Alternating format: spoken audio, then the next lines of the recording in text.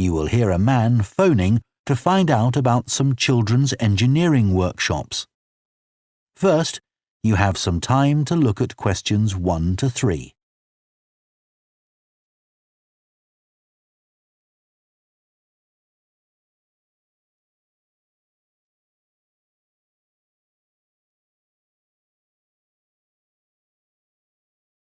Now listen carefully and answer questions 1 to 3.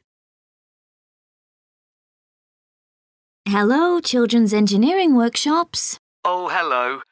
I wanted some information about the workshops in the school holidays. Sure.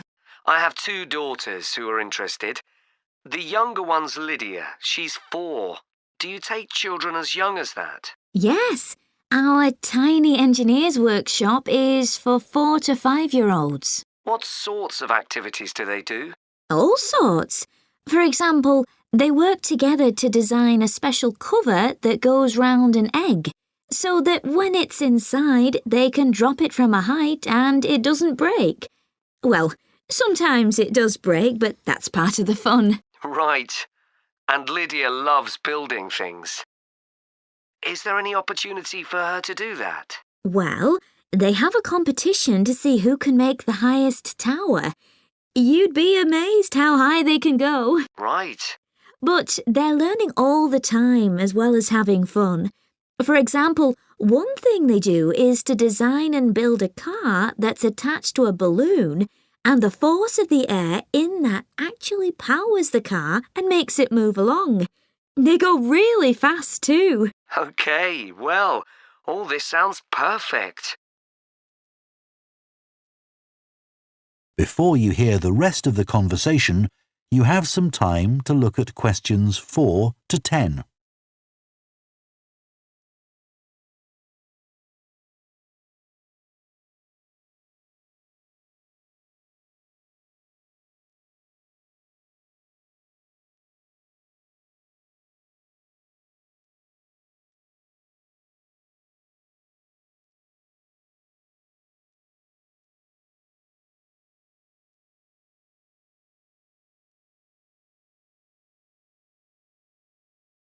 Now listen and answer questions 4 to 10. Now, Carly, that's my older daughter, has just had her 7th birthday. So presumably she'd be in a different group. Yes, she'd be in the Junior Engineers. That's for children from 6 to 8. And do they do the same sorts of activities? Some are the same, but a bit more advanced. So they work out how to build model vehicles, things like cars and trucks, but also how to construct animals using the same sorts of material and technique. And then they learn how they can program them and make them move. So they learn a bit of coding. They do. They pick it up really quickly. We're there to help if they need it, but they learn from one another too. Right. And do they have competitions too? Yes. With the Junior Engineers, it's to use recycled materials like card and wood to build a bridge. And the longest one gets a prize. That sounds fun. I wouldn't mind doing that myself. Then they have something a bit different, which is to think up an idea for a 5-minute movie and then film it, using special animation software. You'd be amazed what they come up with. And of course, that's something they can put on their phone and take home to show all their friends. Exactly. And then they also build a robot in the shape of a human, and they decorate it and program it so that it can move its arms and legs. Perfect. So is it the same price as the Tiny Engineers? It's just a bit more.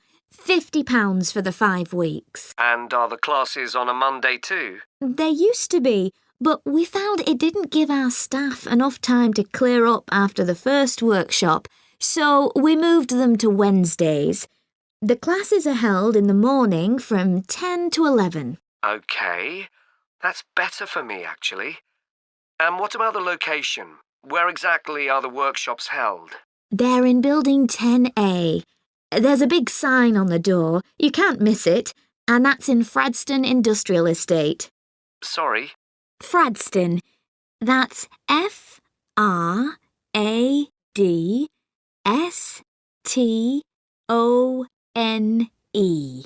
And that's in Grassford, isn't it? Yes, up past the station. And will I have any parking problems there? No, there's always plenty available. So, would you like to enrol Lydia and Carly now? OK. So, can I have your full name? That is the end of Part 1. Part 2. You will hear the managing director of a company called Stevenson's welcoming a group of work experience students. First, you have some time to look at questions 11 to 14.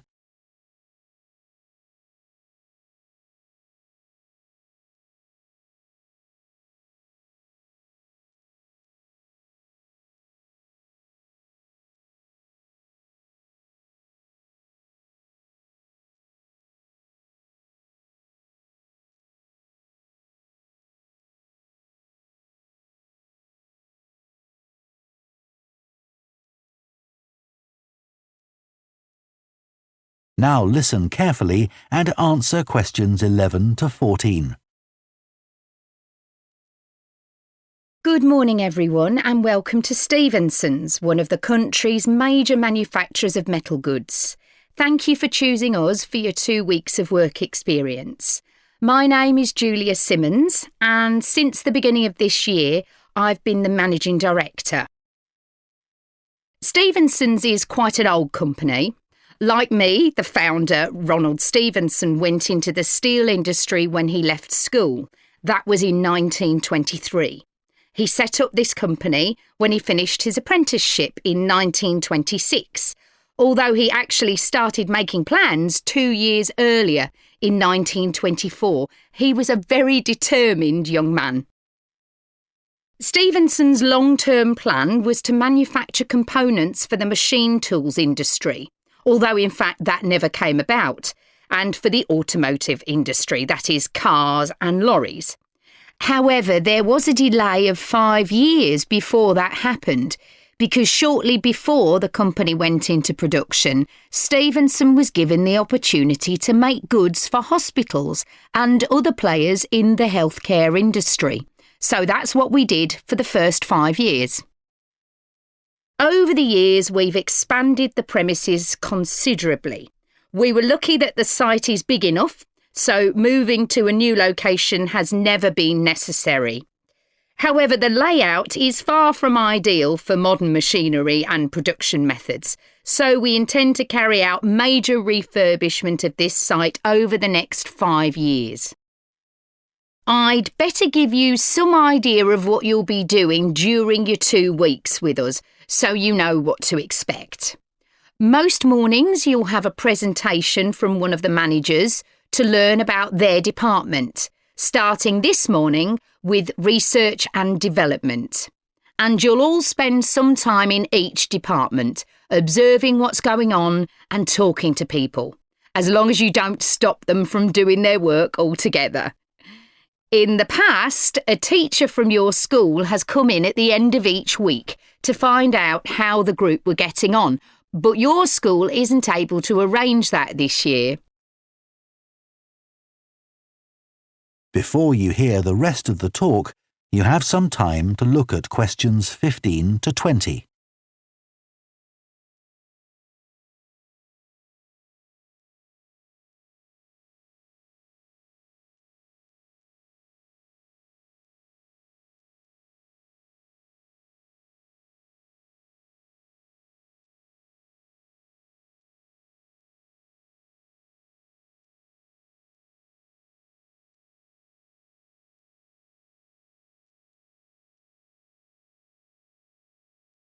Now listen and answer questions 15 to 20. OK, now I'll briefly help you to orientate yourselves around the site. As you can see, we're in the reception area, which we try to make attractive and welcoming to visitors. There's a corridor running left from here, and if you go along that, the door facing you at the end is the entrance to the coffee room. This looks out onto the main road on one side and some trees on the other, and that'll be where you meet each morning. The factory is the very big room on the far side of the site. Next to it is the warehouse, which can be accessed by lorries going up the road to the turning area at the end. You can get to the warehouse by crossing to the far side of the courtyard, and then the door is on your right. Somewhere you'll be keen to find is the staff canteen. This is right next to reception. I can confidently say that the food's very good, but the view isn't. The windows on one side look onto a corridor and courtyard, which aren't very attractive at all, and on the other onto the access road, which isn't much better. You'll be using the meeting room quite often, and you'll find it by walking along the corridor to the left of the courtyard and continuing along it to the end. The meeting room is the last one on the right, and I'm afraid there's no natural daylight in the room. Then you'll need to know where some of the offices are. The Human Resources Department is at the front of this building. So you head to the left along the corridor from reception, and it's the second room you come to. It looks out onto the main road. And finally, the boardroom, where you'll be meeting sometimes. That has quite a pleasant view, as it looks out onto the trees. Go along the corridor past the courtyard, right to the end. The boardroom is on the left, next to the factory. OK, now, are there any questions before we move? That is the end of Part 2. Part 3. You will hear two students called Jess and Tom discussing their art projects. First, you have some time to look at questions 21 to 24.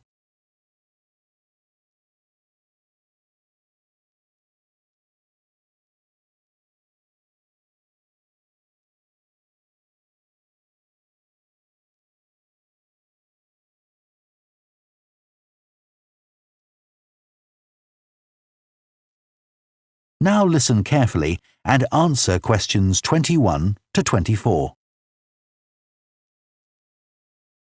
How are you getting on with your art project, Tom? OK. They gave us the theme of birds to base our project on, and I'm not really all that interested in wildlife, but I'm starting to get into it. I've pretty well finished the introductory stage. So have I.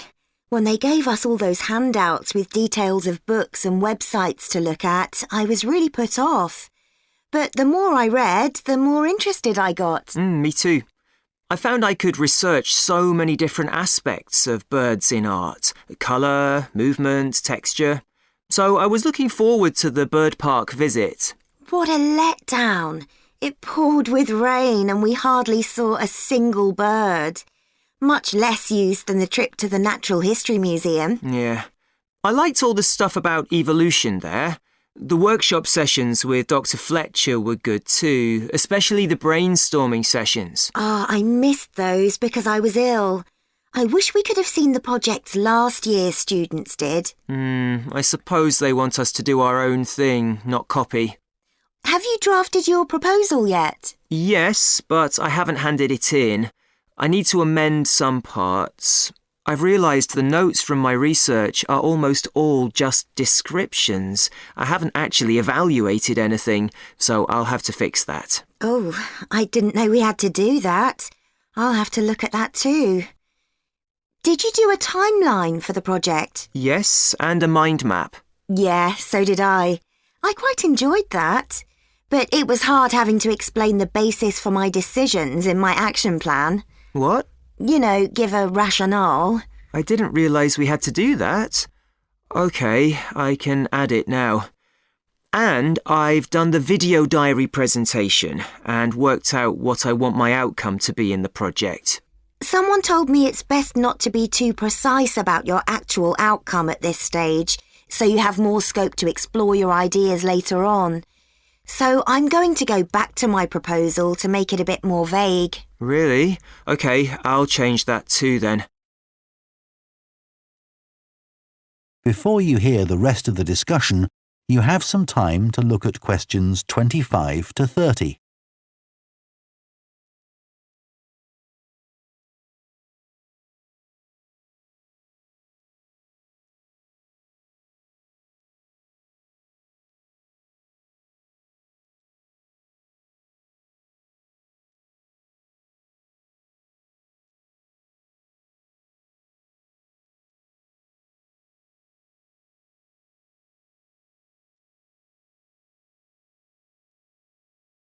Now listen and answer questions 25 to 30.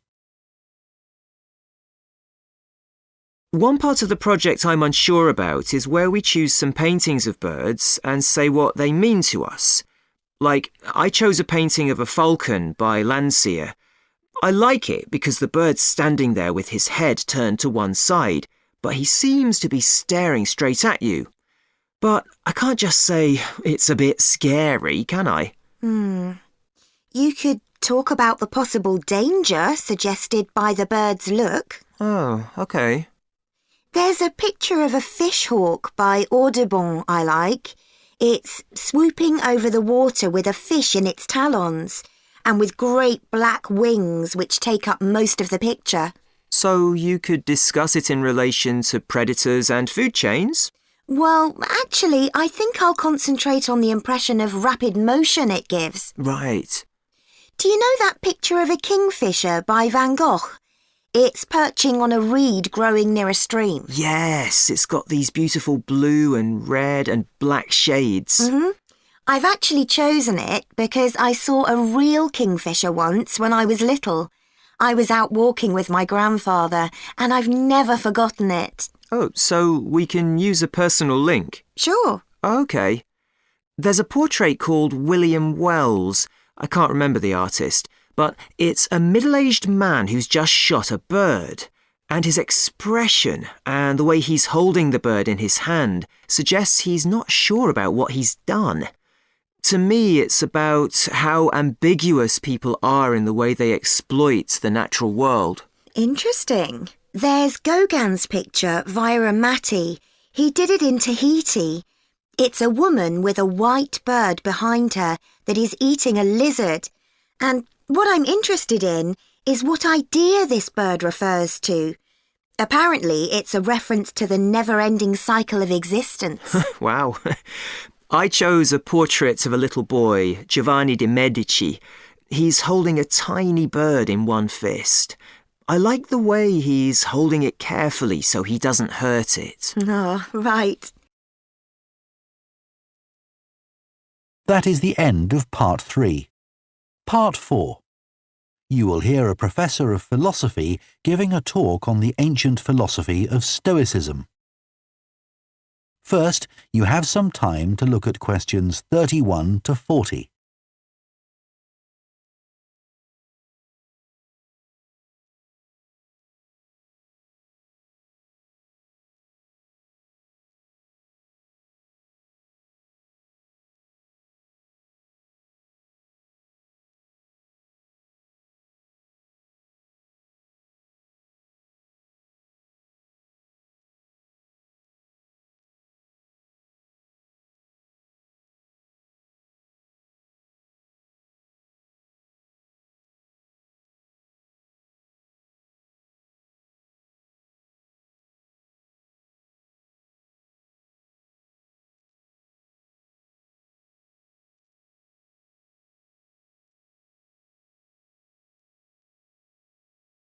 Now listen carefully and answer questions 31 to 40. Ancient philosophy is not just about talking or lecturing or even reading long, dense books. In fact, it is something people have used throughout history to solve their problems and to achieve their greatest triumphs. Specifically, I am referring to Stoicism, which in my opinion is the most practical of all philosophies and therefore the most appealing. Stoicism was founded in ancient Greece by Zeno of Citium in the early 3rd century BC, but was practiced by the likes of Epictetus, Cato, Seneca, and Marcus Aurelius. Amazingly, we still have access to these ideas, despite the fact that the most famous Stoics never wrote anything down for publication. Cato definitely didn't. Marcus Aurelius never intended his meditations to be anything but personal. Seneca's letters were, well, letters, and Epictetus's thoughts come to us by way of a note-taking student. Stoic principles were based on the idea that its followers could have an unshakable happiness in this life, and the key to achieving this was virtue.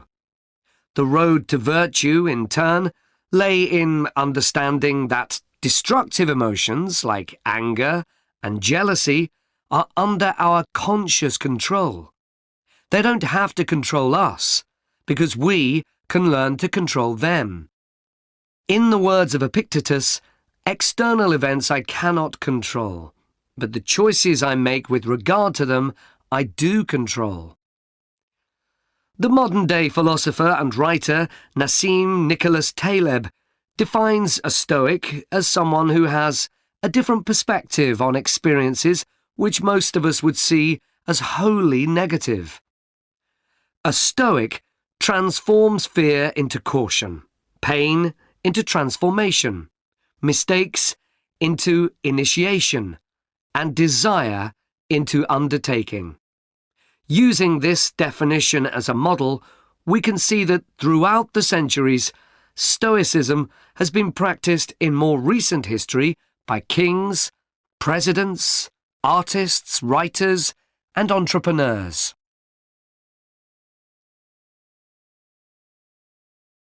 The founding fathers of the United States were inspired by the philosophy. George Washington was introduced to Stoicism by his neighbours at age 17, and later put on a play based on the life of Cato to inspire his men. Thomas Jefferson kept a copy of Seneca beside his bed. Writers and artists have also been inspired by the Stoics. Eugene Delacroix, the renowned French Romantic artist, known best for his painting Liberty Leading the People, was an ardent Stoic, referring to it as his consoling religion. The economist Adam Smith's theories on capitalism were significantly influenced by the Stoicism that he studied as a schoolboy, under a teacher who had translated Marcus Aurelius's works. Today's political leaders are no different, with many finding their inspiration from the ancient texts. Former US President Bill Clinton rereads Marcus Aurelius every single year, and many have compared former President Obama's calm leadership style to that of Cato. Wen Jiabao, the former Prime Minister of China, claims that Meditations is one of 2 books he travels with, and that he has read it more than 100 times over the course of his life. Stoicism had a profound influence on Albert Ellis, who invented cognitive behavior therapy, which is used to help people manage their problems by changing the way that they think and behave. It's most commonly used to treat depression. The idea is that we can take control of our lives by challenging the irrational beliefs that create our faulty thinking, symptoms, and behaviours by using logic instead. Stoicism has also become popular in the world of business. Stoic principles can build the resilience and state of mind required to overcome setbacks, because Stoics teach turning obstacles into opportunity, a lesson every business entrepreneur needs to learn. I would argue that studying Stoicism is as relevant today as it was 2,000 years ago, thanks to its brilliant insights into how to lead a good life. At the very root of the thinking, there is a very simple way of living. Control what you can and accept what you can't. This is not as easy as it sounds and will require considerable practice. It can take a lifetime to master. The Stoics also believed the most important foundation for a good and happy life is not money, fame, power, or pleasure, but having a disciplined and principled character, something which seems to resonate with many people today. That is the end of Part 4. You now have 1 minute to check your answers to Part 4.